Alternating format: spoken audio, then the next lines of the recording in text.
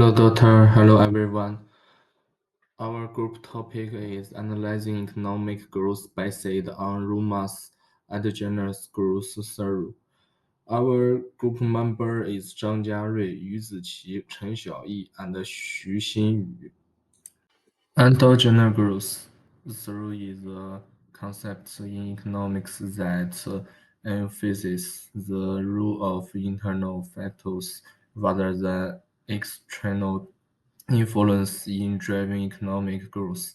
This through contrasts with the earlier neoclassical growth models, such as the Seoul model, which concept technological progress as an external factor that affects economic growth. The Roma model provides a framework for understanding how long-term economic growth can be sustained through internal mechanisms like R&D and education. By making technological progress and undergrowth fact, it offers insights into why some economics continue to grow while others lag behind. According to the report, China's total investment in research and development will exceed the 2.4 trillion yuan in the 2020 in 2020. In 2021, China's total funding for the research and experimental development RD will to research the 2.8 trillion yuan, an increase of the 14.6% over the previous years. The intensity of the R&D investment. The populations of R&D investment to the GDP of an organizations of the regionals in the curated prod continue to increase, and the intensity of the R&D investment in the 2020 was 2.4%, an increase of the 0.16 percentage points over the previous years, and the increase rate hit the 11 years high in the 2021 and 2022. China's R&D intensities will continue to increase, and the intensities of the China's R&D expenditures will jump to a high of the 2.5% in the 2022. First of all, on the right side in the comparison of the R&D's investment of various countries, it can be clearly seen that the countries with a large amount of the R&D investment and all developed countries today, and the investment in R&D investment will have the more funds to hire the talents to research advanced technologies. In case of more advanced technologies, production efficiency has been improved and productivity has been increased.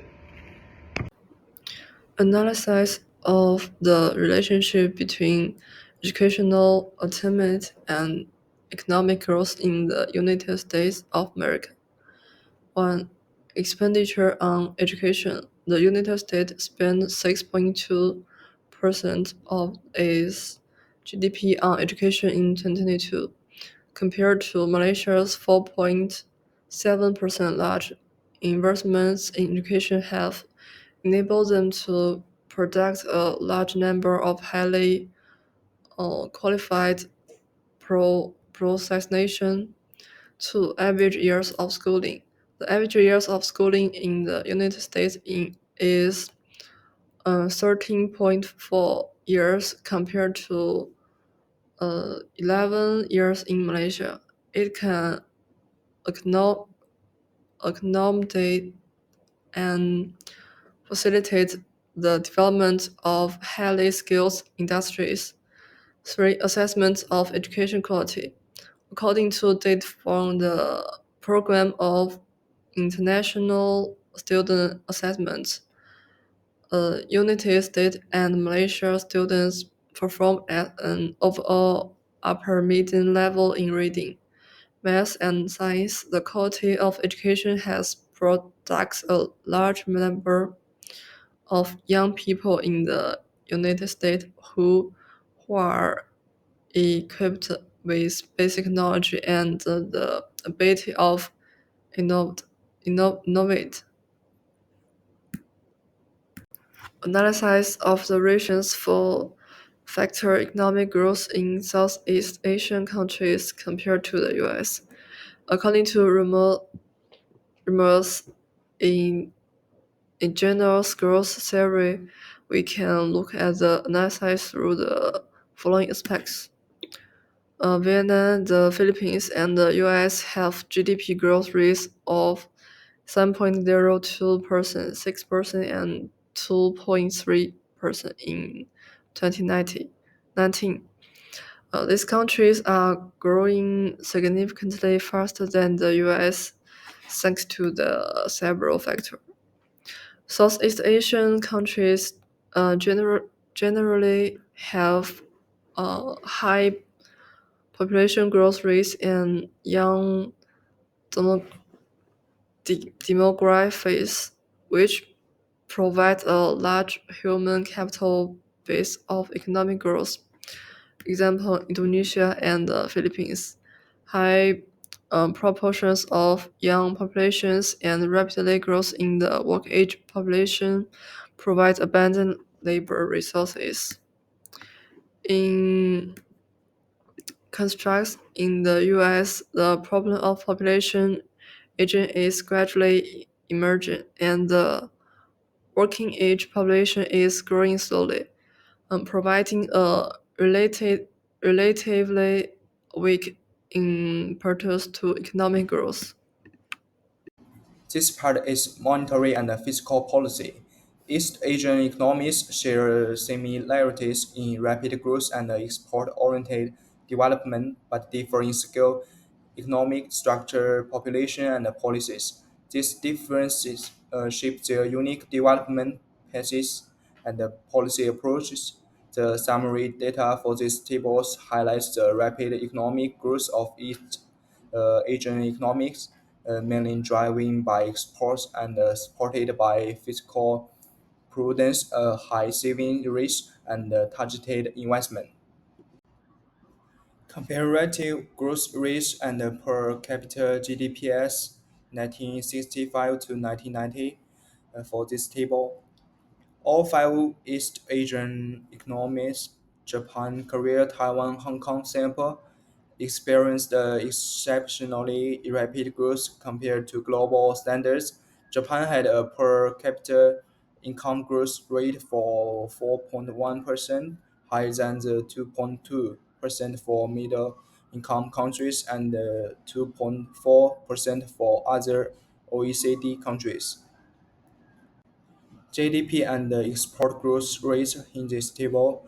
In every previous cover, the rate of export growth exceeds the GDP growth in each country except shortly after the 1973 oil price increase for Hong Kong and in the 1963 to 70 period for Singapore. Export growth was a central feature of these economies, driving overall economic growth.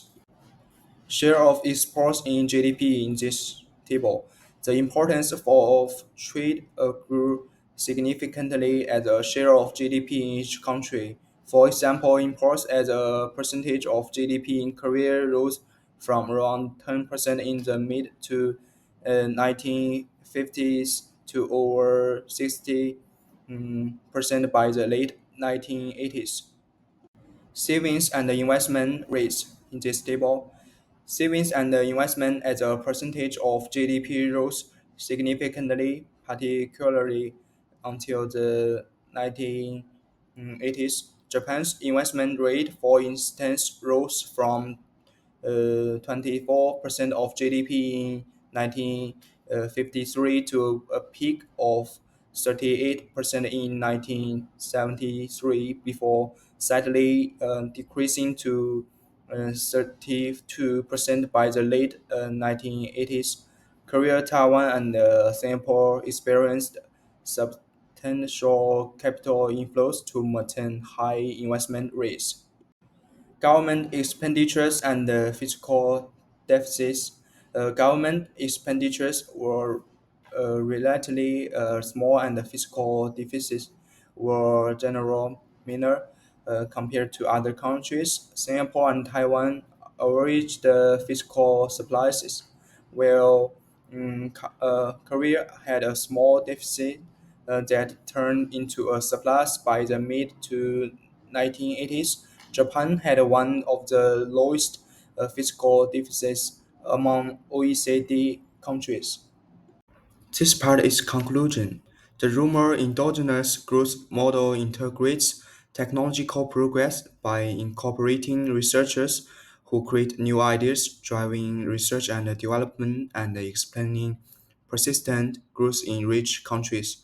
Poor countries lacking in research and development face lower technological levels, highlighting the importance of technology transfers. In Romer's model, technological progress determined by a production function for ideas and not external factors. Knowledge stock represent accumulated ideas with new ideas generated by researchers, property of being non-various. Endogenous growth theory posits that internally driving factors such as development levels, capital, and human capital drive technology and growth.